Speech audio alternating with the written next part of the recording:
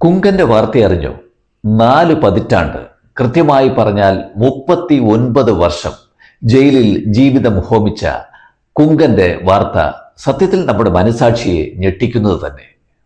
സ്വന്തം പിതാവിനെ കൊന്ന കേസിൽ 1987 കണ്ണൂർ ഇരിട്ടി സ്വദേശി കുങ്കൻ അറസ്റ്റിലായി റിമാൻഡ് ജയിലിലായി. അന്ന് കുങ്കന് പ്രായം വെറും 22. ഇന്ന് 61 വയസ്സായിരിക്കുന്നു. മാനസിക വിഭ്രാന്തി അഥവാ ചിത്തഭ്രമം ഉണ്ടായി എന്ന കാരണത്താൽ കുങ്കന്റെ വിചാരണ നടന്നതേയില്ല. കൂടാതെ സാമ്പത്തിക പരാധീനത നിയമ സംവിധാനം കയ്യിലെടുക്കുന്നതിൽ കുങ്കന് തടസ്സവുമായി. ഇനിയിപ്പോൾ വിചാരണ പൂർത്തിയായി ശിക്ഷ അനുഭവിച്ചാൽ പോലും 4 തവണ ജീവപര്യന്തം അനുഭവിക്കാനുള്ള ശിക്ഷ കുങ്കൻ ഇതിനകം അനുഭവിച്ചു കഴിഞ്ഞു. നമ്മുടെ നീതിന്യായ വ്യവസ്ഥയ്ക്കും നിയമ സംവിധാനത്തിനും പറ്റിയ പാളിച്ച തന്നെയായിരിക്കാം, അല്ലെങ്കിൽ മറവിയായിരിക്കാം. ഒരു മനുഷ്യജീവൻ ഇങ്ങനെ ഹോമിക്കപ്പെടേണ്ടതുണ്ടോ?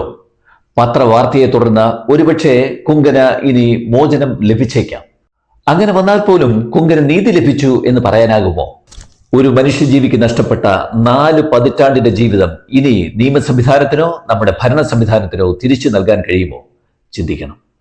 ഇത്തരം നീതി നിഷേധങ്ങൾ തിരുത്തപ്പെടാൻ പത്രവാർത്തയ്ക്കായി നമ്മൾ കാത്തിരിക്കേണ്ടതുണ്ടോ? ചിന്തിക്കണം, തിരുത്തപ്പെടണം.